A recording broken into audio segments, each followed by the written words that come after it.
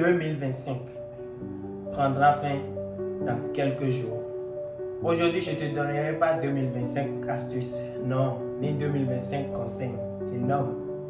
Mais je vais partager juste avec toi 5 leçons que j'ai tirées de cette année 2025 qui tend vers sa fin. Pendant cette année, j'ai eu à accomplir quelques petites choses.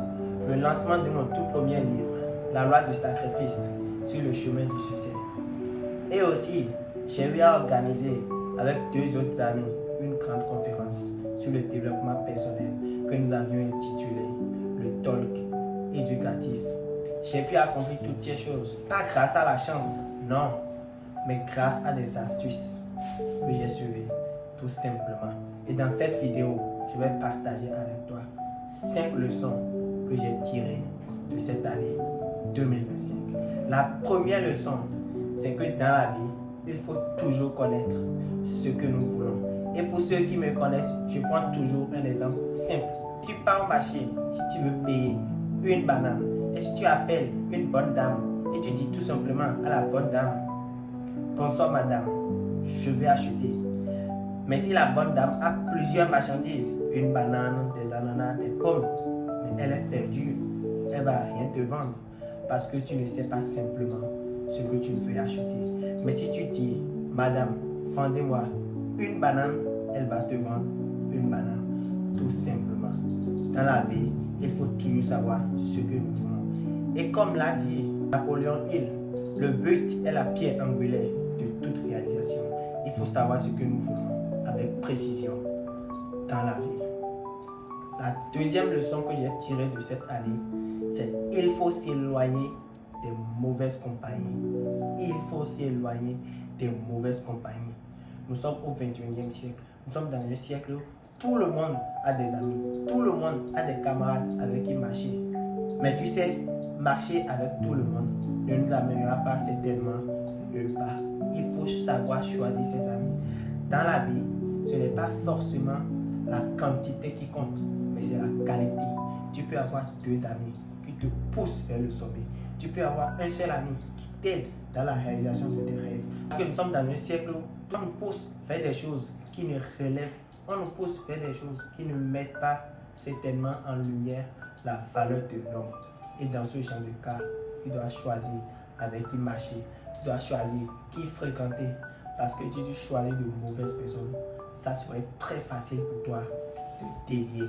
Et j'aime surtout cette citation qui dit qu'un ami peut te pousser vers le sommet de tes ambitions, ou un ami peut être la cause de ton échec. Et il y a Karamo Sangare qui dit cette belle phrase que j'aime toujours. Si tu fréquentes 2 pauvres, tu seras certainement le 3e pauvre.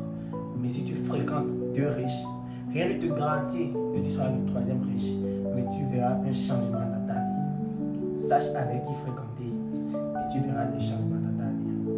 La 3e leçon, c'est dans la vie, il faut former des réseaux.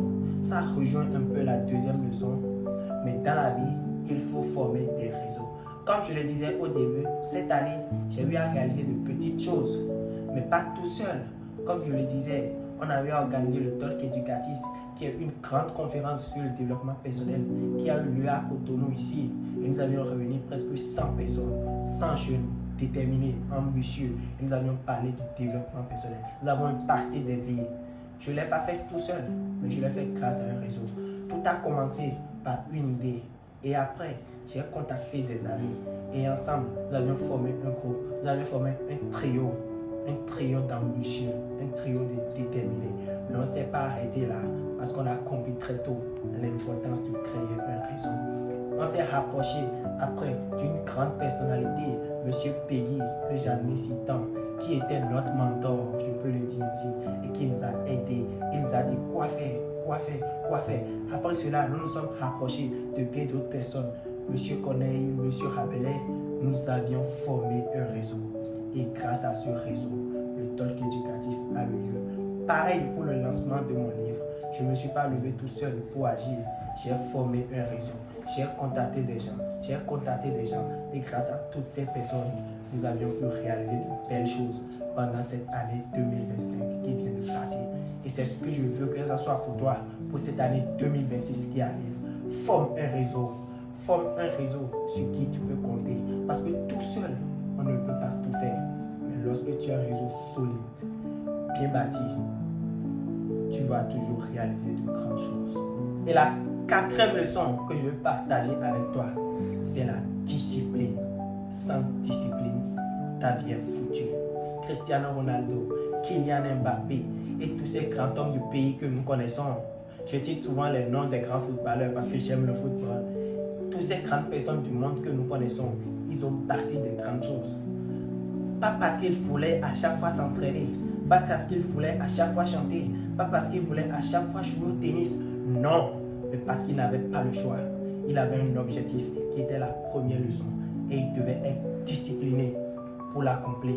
Si tu te dis, je vais me lever à 8 heures, si l'alarme sonne à 8 heures, même si tu n'as pas envie de te lever, même si tu es fatigué, pense à ton objectif et lève-toi et va réaliser tes rêves.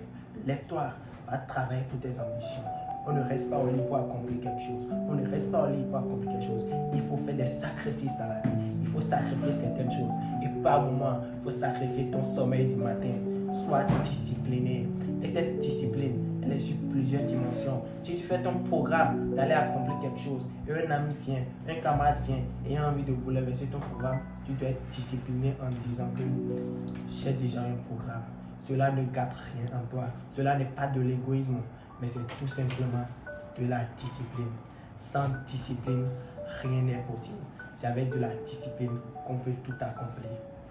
Et la cinquième leçon que je veux partager avec toi, c'est tout simplement la lecture. La lecture. Lire, c'est faire d'une pierre deux coups. En lisant, pour vous les élèves, pour vous les étudiants, vous améliorez votre vocabulaire. Ça vous permet d'être un peu plus éloquent. Ça vous permet d'être tout simplement éloquent. Lire, c'est faire d'une pierre deux coups. Au-delà d'améliorer votre vocabulaire, au-delà d'être éloquent, cela vous permet de vous évader. Au lieu de rester tout le temps à la télé, au lieu de rester tout le temps accroché au téléphone. Je ne dis pas que suivre la télé c'est une mauvaise chose. À la télé, nous avons des documentaires, nous avons des vidéos qui forment. Mais vous savez que trop rester à l'écran aussi, ça a des conséquences sur la santé. Au lieu de tout le temps rester face à l'écran, vous pouvez lire. Ce sont des moments de distraction. Nous avions de très bons romans qui permettent à l'homme de s'évader. Nous avons de très bons romans qui permettent à l'homme de voyager. Tu es au Bénin, mais tu pars à Dubaï et tu reviens. Tu es au Bénin et tu pars à Paris et tu reviens. Pendant cette année de 2026, expérimente la lecture et tu verras les bienfaits. La lecture aussi pour le grand homme permet aussi de se développer, permet de développer son mental, permet de développer plusieurs compétences. Et par rapport à la lecture, je vous dirais aussi de choisir des livres de votre domaine. Parce que lorsque vous choisissez des livres qui ont rapport avec des choses que vous aimez, cela ne vous ennuie pas. Pendant ces 5 leçons que je viens de partager avec toi, quelles leçons as-tu aimé? Et peut-être que je ferai une autre vidéo pour expliquer encore plus en profondeur ces 5 leçons. Et je vous invite à partager massivement cette vidéo.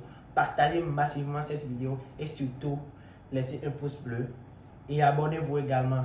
Comme toujours, c'était Renaud, ton histoire compte.